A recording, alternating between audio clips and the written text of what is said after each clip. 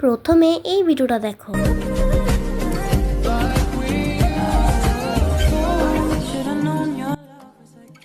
So এখন এটা আমিও বানাবো। তো প্রথমে মেকআপ করার আগে আমি আমার ড্রেসটা পরে নিব। তো প্রথমে আমি আমার চেহারাতে একটু সানস্ক্রিন লাগিয়ে নিয়েছি ভালো করে। এই ভিডিওটার মেন জিনিসটা কিন্তু আই মেকআপের উপর নির্ভর করে। আর যেহেতু আমি একটা পুর আর্টিস্ট মেকআপ, তো আমি অত ভালো মতো আই মেকআপ করতে পারবো না, তাও আমি চেষ্টা করব। সানস্ক্রিন লাগানোর পরে আমি এখানে একটু প্রাইমার নিয়ে নিয়েছি এবং প্রাইমার লাগিয়ে নিচ্ছি ভালো করে। তারপর আমরা লাগাবো ফাউন্ডেশন। তারপর ভালো করে ড্যাপ ড্যাপ করে ব্লেন্ড করার পর আমরা এর মধ্যে লুজ পাউডার দিয়ে দিব। তারপর লাগাবো ব্লাশ। আমার লিপটা তখন খুবই ড্রাই হয়েছিল, তার জন্য আমি একটু লিপ গ্লস লাগিয়ে নিলাম প্রথমেই। তারপর ফেসকে হাইলাইট করার জন্য আমি হাইলাইটার ব্রাশ নিয়ে নিচ্ছি।